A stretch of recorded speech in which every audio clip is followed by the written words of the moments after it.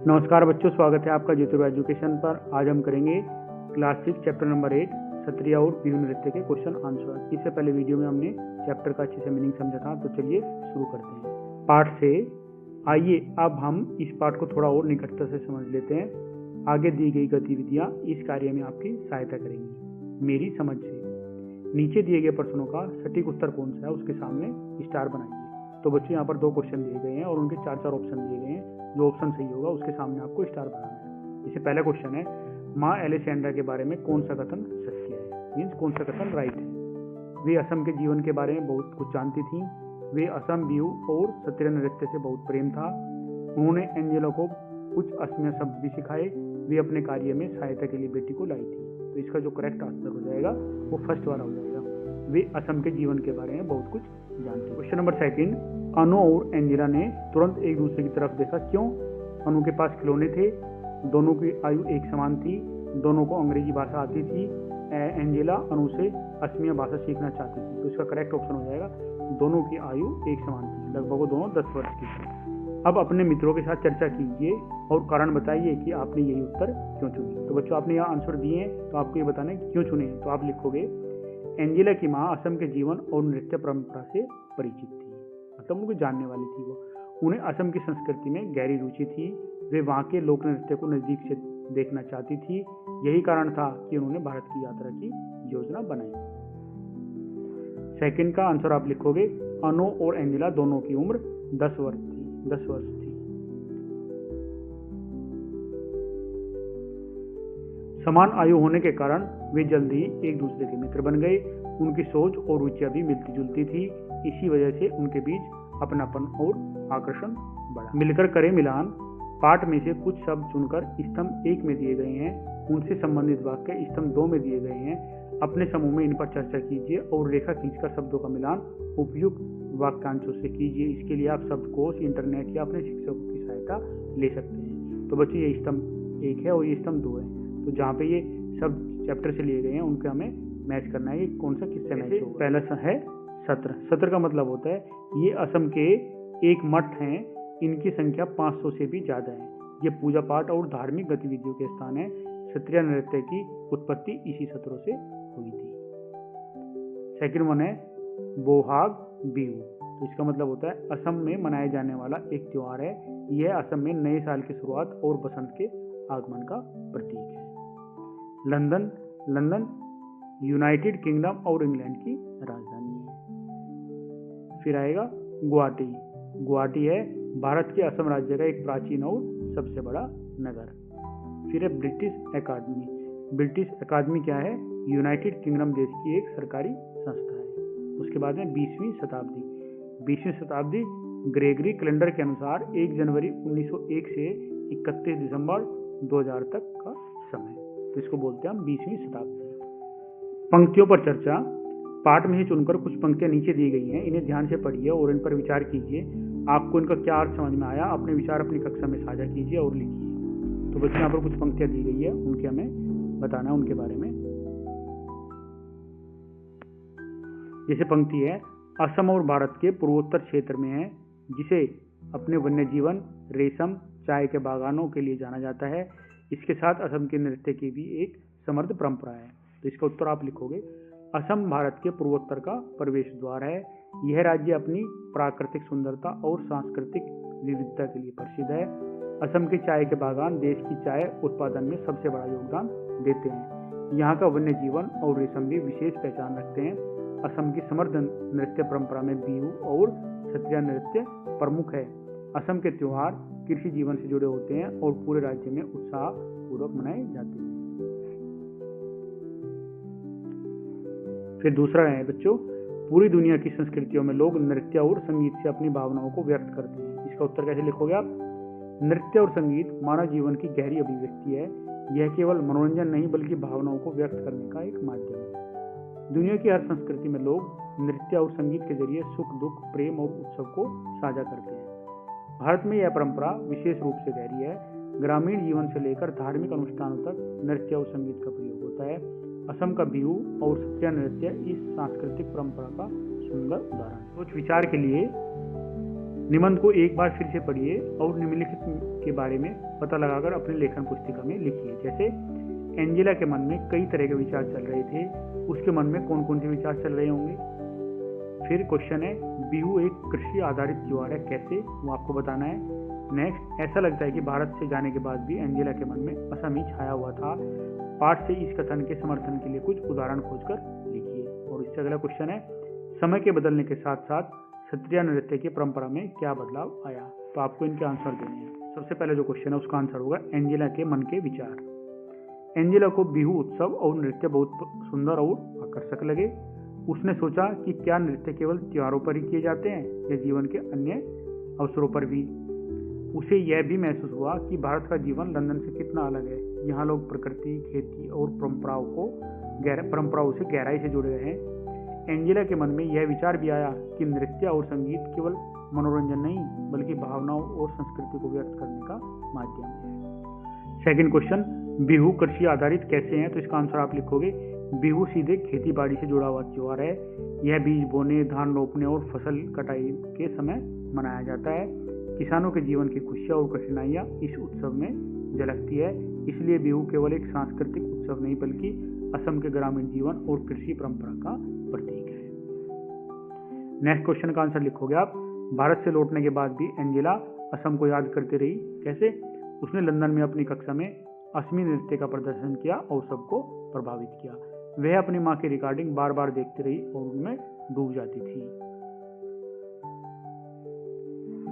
असम की नृत्य परंपरा ने उसके मन पर गहरी छाप छोड़ी, जिससे वह अपने जीवन में भी उसे अपनाना चाहती थी। और जो नेक्स्ट क्वेश्चन है उसका आंसर आप लिखोगे, प्रारंभ में क्षत्रिय नृत्य केवल साधुओं और मठों तक सीमित था। 20वीं शताब्दी में कुछ साधु मठों से बाहर आए और आम लोगों को यह नृत्य सिखाने लगे। धीरे धीरे महिलाओं ने भी इसमें भाग लेना शुरू किया और आज महिला क्षत्रिय कलाकार मंच पर सक्रिय रूप से प्रदर्शन कर रही है। इस बदलाव ने क्षत्रिय नृत्य को और व्यापक बना दिया और इससे समाज के सभी वर्गों तक पहुंचा दिया। निबंध की रचना, गुवाहाटी के एक होटल में सामान्य होने के बाद वे उसी शाम पास के एक गांव मंगल में गए। वहां पहुंचने पर मां ने एंजेला को बताया कि बिहू एक कृषि आधारित त्योहार है। असम में बिहू साल में 3 बार मनाया जाता है। इन वाक्यों में बिहू और असम का ऐसा रोचक और सरस वर्णन किया गया है, लगता है मानो हम कोई कहानी पढ़ रहे हो। इस निबंध में वस्तु, घटना, प्रदेश आदि का वर्णन किया गया है। इसमें जो कुछ विश्व में देखा गया है उसका वर्णन किया गया है। इस प्रकार के निबंधों में घटनाओं का एक क्रम होता है। इनमें आम जीवन की बातें होती हैं। इनकी भाषा सरल होती है। उदाहरण के लिए होली, दीपावली आदि के बारे में बताना। इस पाठ को एक बार फिर से पढ़िए और इसकी बनावट पर ध्यान दीजिए। इस पाठ की विशेषताएं पहचानिए और कक्षा में साझा कीजिए और लिखिए। जैसे इस पाठ में लंदन से यात्रा शुरू हुई करने से लेकर वापस लंदन पहुंचने तक के अनुभवों का वर्णन किया गया है। तो बच्चों में इस चैप्टर के बारे में बताना है। जैसे निबंध की रचना आप इस तरीके से लिखोगे, क्या क्या हमने वस्तु का वर्णन किया। जैसे इसमें असम राज्य, बिहू उत्सव और ग्रामीण जीवन का चित्रण किया गया है। घटनाओं का क्रम, लंदन से यात्रा शुरू होती है। गुवाहाटी पहुंचने के बाद मां मंगल से बिहू उत्सव देखने का अनुभव, फिर क्षत्रिय नृत्य और अंत में वापस लंदन लौटने तक की घटनाओं का क्रमबद्ध रूप दिया गया है। प्रदेश और वातावरण का वर्णन, असम की प्राकृतिक सुंदरता, चाय के बागान, बरगद के पेड़ के नीचे बना मंच, ग्रामीण उत्सव माहौल, सबका जीवंत चित्रण किया गया है। स्वयं देखे अनुभव, लेखिका ने एंजेला और उसके परिवार के दृष्टिकोण से जो कुछ देखा और महसूस किया उसका सीधा वर्णन किया है। आम जीवन की बातें, खेती, त्योहार, ग्रामीण जनजीवन और बच्चों के खेल जैसी बातें इसमें शामिल है। सरल भाषा सहज और प्रभावपूर्ण है, जिससे पाठ पढ़ते समय ऐसा लगता है मानो हम कोई कहानी पढ़ रहे हैं। तो बच्चों इस प्रकार आप बताओगे कि इस चैप्टर में हमें ये सब चीजें मिली है। कल्पना या अनुमान से अपनी कक्षा में चर्चा कीजिए। बिहू नृत्य और इसके उत्सव से अचंभित एंजेला और उसके परिवार ने इसके साथ साथ लजीज पकवानों का पूरा आनंद लिया। एंजेला और उसका परिवार बिहू नृत्य और उसके उत्सव को देखकर अचंभित क्यों हो गया। तो इसका आप आंसर लिखोगे बच्चों। बिहू नृत्य रंगीन और सामूहिक था। लड़के वाद्य यंत्र बजा रहे थे, लड़कियां सुंदर पारंपरिक पोशाकें में नृत्य कर रही थी। सबके चेहरे पर खुशी और उल्लास झलक रहा था। मौज मस्ती से भरे नृत्य के साथ स्वादिष्ट पकवानों का आनंद भी मिला। यही कारण था कि एंजेला और उसका परिवार उत्सव देखकर मंत्रमुग्ध हो गया था। नेक्स्ट क्वेश्चन है, जब तक एंजेला कुछ समझ पाती तब तक वह लंदन से नई दिल्ली होते हुए गुवाहाटी की उड़ान पर थी। एंजेला और उसकी माँ एलेक्जेंडर ने भारत की यात्रा से पहले कौन कौन सी तैयारियां की होंगी, आपको ये बताना है।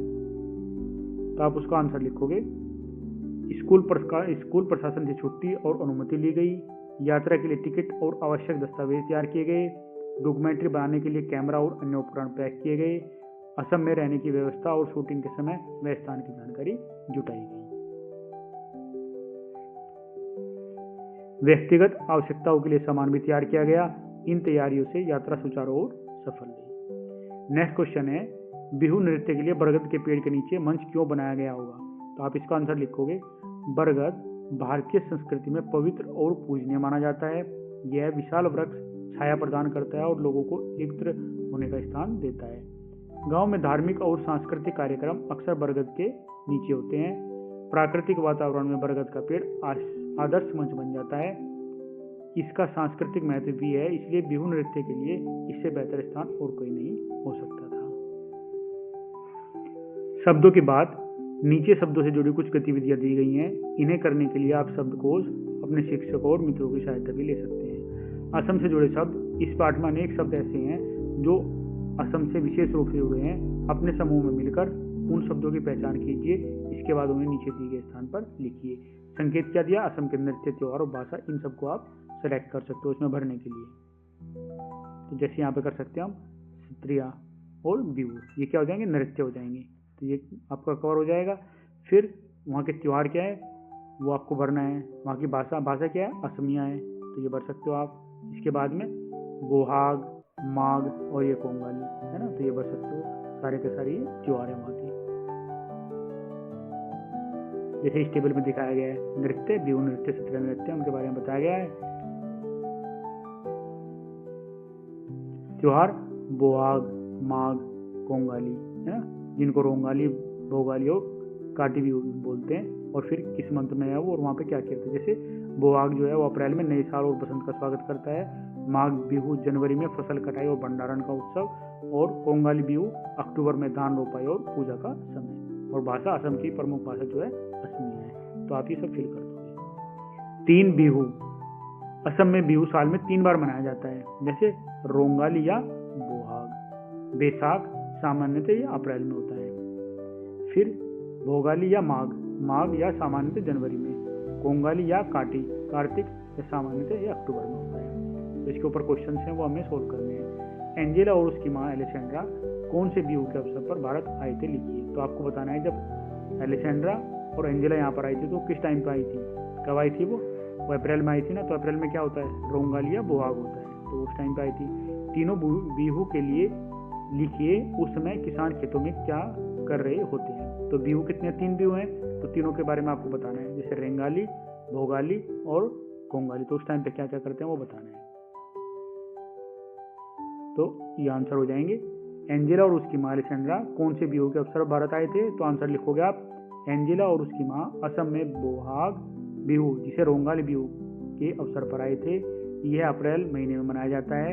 यह असम का नया साल और बसंत ऋतु के आगमन का प्रतीक है। इस समय पूरे राज्य में उत्सव, नृत्य और संगीत का वातावरण होता है।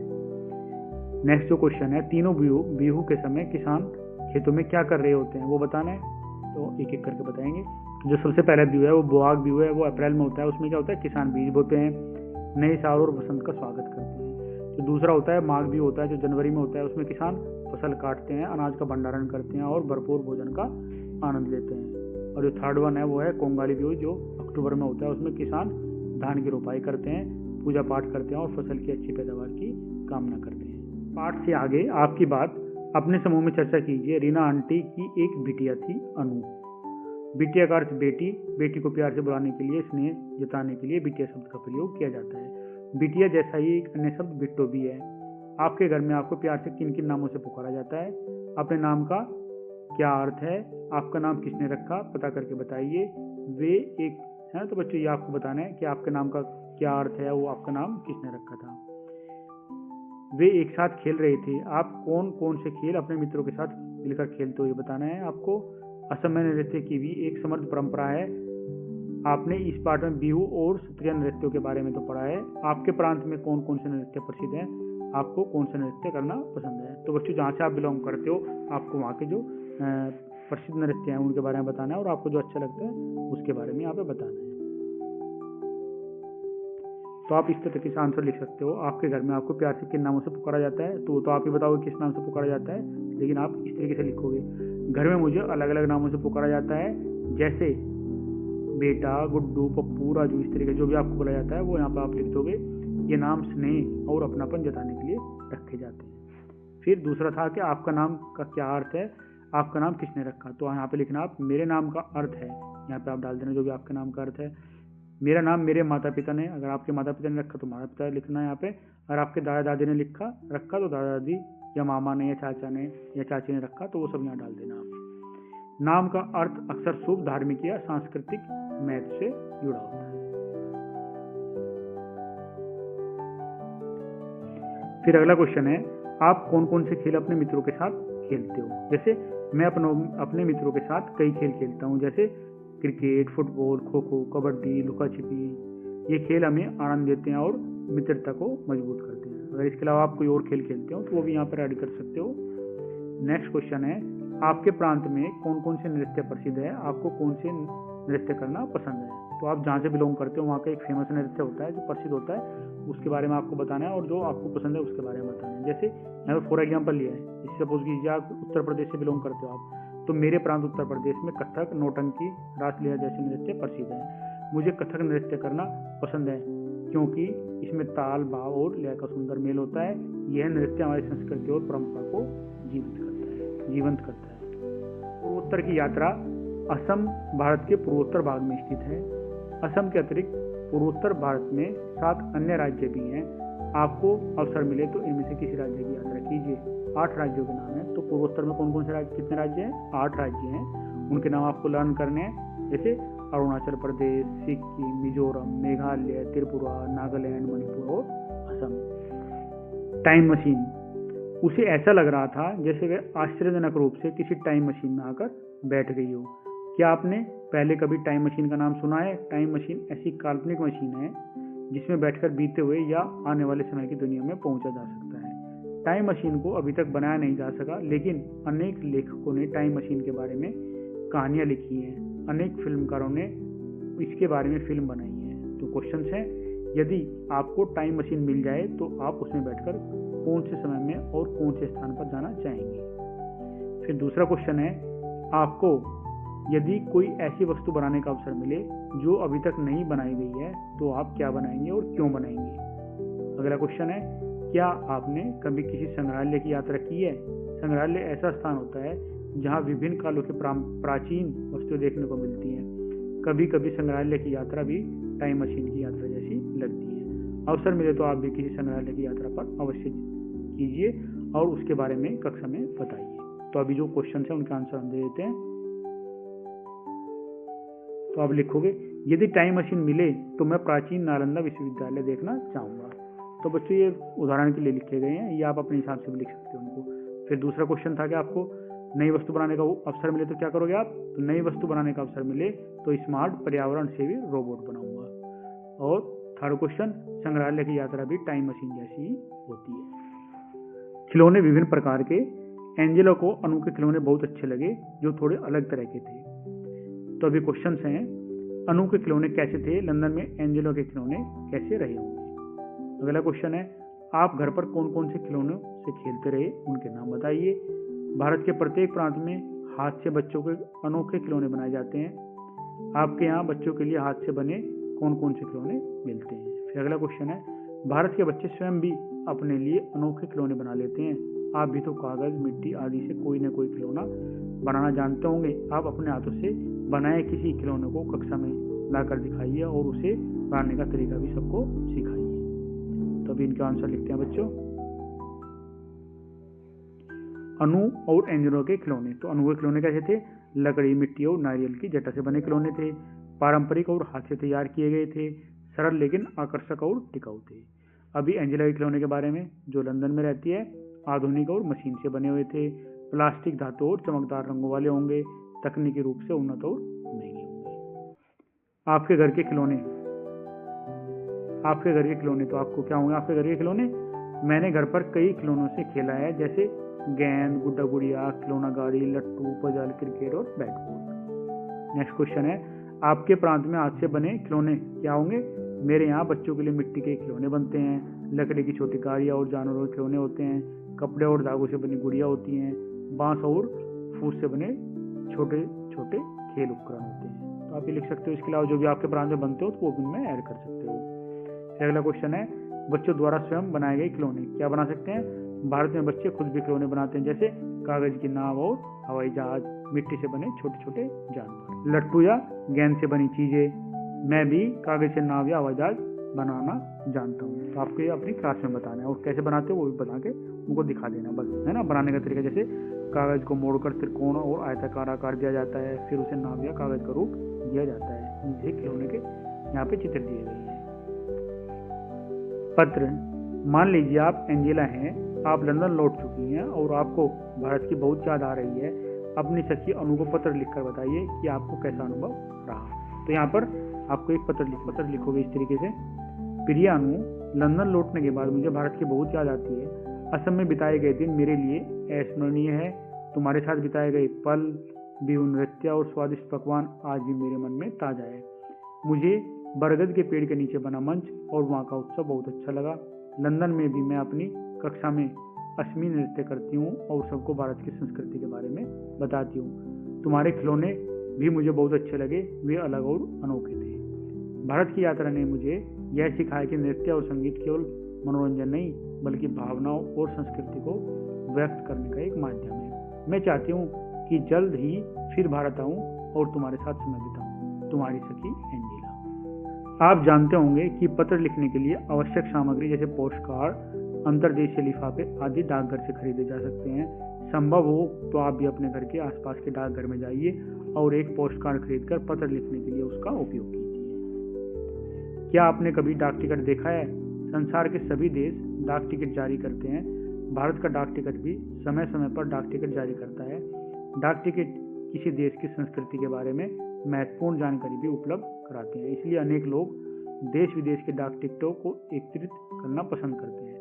नीचे भारत के विभिन्न लेखकों के सम्मान में जारी किए गए कुछ डाक टिकटों के चित्र दिए गए हैं, इन्हें ध्यान से देखिए। तो बच्चे देखिए, यहाँ पे ये हमारे जो यहाँ पे लेखक है उनके बारे में ये सारे डाक टिकट तैयार किए गए हैं। ये सारे हैं। अब इनके ऊपर क्वेश्चन है, उनका आंसर देने हमें। जैसे आपको इनमें से कौन सा डाक टिकट सबसे अच्छा लगा और क्यों? तो बच्चों को आप देखना, उनमें जो भी आपको अच्छा लगा उसके बारे में लिख देना। फिर डाक टिकट पर लेखकों के बारे में कौन सी जानकारी दी गई है वो आपको बतानी है। तो जो आप इस तरीके से लिख सकते हो जो भी आपको अच्छा लगा। जैसे आपको इनमें से कौन सा डाक टिकट सबसे अच्छा लगा और क्यों? तो आप जैसे लिख सकते हो, मुझे सबसे अच्छा डाक टिकट रामधारी सिंह दिनकर का लगा। इस टिकट पर उनका नाम और चित्र अंकित है। यह उनके साहित्यिक योगदान और राष्ट्रभक्ति की भावना को सम्मानित करता है। तो इसके अलावा जो भी आपको अच्छा लगे इस तरीके से आप उसके बारे में लिख सकते हो। फिर जो नेक्स्ट क्वेश्चन है कि डाक टिकटों पर लेखकों के बारे में कौन कौन सी जानकारी दी गई होती है? तो जनरली जो भी होती है वो आपको लिखनी है। तो जो क्या क्या होती है डाक टिकटों पर अक्सर निम्न जानकारी दी जाती है, जैसे लेखक या कवि का नाम क्या है, उनके प्रमुख योगदान या रचनाएं क्या हैं, उनकी नाम, चित्र और या जीवन काल छपे होते हैं। आज की पहेली, आज हम आपके लिए लाए हैं कुछ असमिया पहेली। हो सकता है इनमें से कुछ पहेलियां को पढ़कर आपको लगे अरे ये पहेली तो मेरे घर पर भी बूझी जाती है। तो कुछ पहेलियां आप पहली बार बूझेंगे। तो आइए आनंद लेते हैं इन रंग बिरंगी पहेलियों का। सबसे पहली पहेली है, हाथी दांत कदमर पात। इसको हिंदी में बोलेंगे आप, हाथी के दांत सी कदम के पात सी। मतलब हाथी के दांत कैसे होते हैं? सफेद। तो ये देखो सफेद, और कदम मतलब एक पेड़ होता है, उसके पास मतलब पत्ते, जैसे ये बड़े बड़े पत्ते होते हैं। तो इसका क्या आंसर रहेगा? आंसर मूली। दूसरा है, पानी है पर मछली नहीं, जंगल है पर बाघ नहीं। देखो ये नारियल होगा इसका आंसर। नारियल में पानी होता है तो पानी है लेकिन मछली नहीं है। तो जंगल है, मतलब ऊपर जो इतने हेयर्स होते हैं जंगल बोल रहे हो, जंगल है लेकिन उसमें बाघ नहीं है। तो इसका आंसर हो जाएगा नारियल। थर्ड वन, लग लग कहे तो न लागे, बेलग कहे लग जाए। इसका आंसर होगा होठ। अभी आप ये अभी प्रैक्टिस करके देखो, आप बोलो लग लग तो आपके होठ जो है ना वो टच नहीं करेंगे आपस में। और जब आप कहोगे बेलग, बोलो बेलग तो टच कर जाएंगे। तो इसका आंसर हो जाएगा होठ। फिर फोर्थ वन है, काला तन और 6 है चरण, पेट कटे पर पीने मरण। ये कह रहे हैं यहाँ पे। काला शरीर है, तन मतलब काला शरीर है, चरण चरण मतलब पैर, 6 पैर है। देखो 1 2 3 4 5 6 है, 6 पैर है। पेट कटे पर भी न मरण, इसका मतलब पेट अलग हो जाने के बाद भी ये मरता नहीं है। तो क्या होता है, मकोड़ा, मकोड़ा फिर भी चिपका ही रहता है, इसके ये अलग हो जाए, इसके हाथ पैर सारे के सारे। झरोखे से असम भारत के पूर्वोत्तर क्षेत्र में है, जिसे अपने वन्य जीवन, रेशम और चाय के बागानों के लिए जाना जाता है। आपने पढ़ा है कि असम का रेशम, जिसे मूंगा सिल्क भी कहा जाता है, बहुत ही प्रसिद्ध है। क्या आप जानना चाहते हैं क्या है, कैसे बनता है और क्यों प्रसिद्ध है? हाँ, तो पढ़ते हैं आगे।